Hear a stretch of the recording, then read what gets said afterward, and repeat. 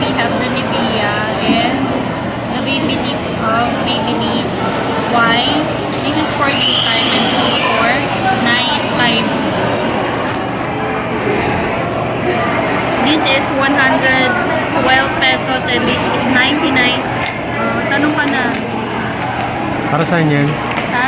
Para saan yan? Para hindi mag-dry ang lips. Anong tawag dyan? Lip balm.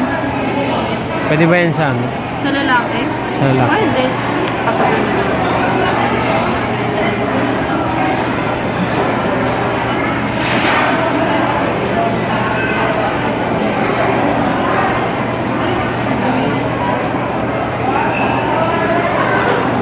May kulay naman siya.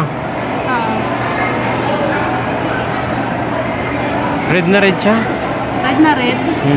Parang pwede na kahit walang lipstick. Oh. Pero it's moisturizing tapos may menthol effect siya. Gusto mo matry? Red na red eh. Try mo. Try ko di anong mukha ang babae.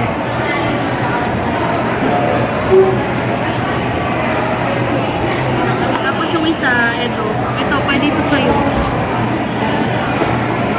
Every night, kailangan gamitin to para in the morning, as in, super moisturize yung lips mo. Walang choppy, walang dry skin na lumalabas sa lips. So, kaya, Pwedeng sabay yan lahat. hindi. Ito nga, intended siya sa dalawang dalawang yun, sa isang araw. Morning, tapos gabi.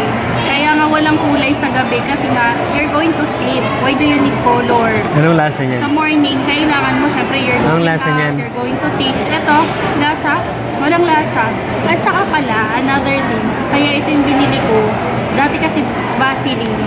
May petroleum kasi ang Vaseline. Ang ganitong products, tinignan ko siya kanina, wala talagang makitang petroleum. Kaya ang petroleum, it's good for burns. Pero it's not good for moisturizing.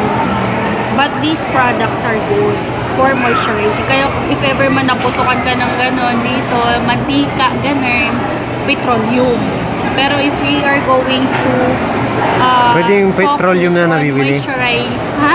Yung petroleum na bibili, yung para sa mga Pwede, sasakyan. bubuhos sa'yo, tapos samahan pa ng kerosene.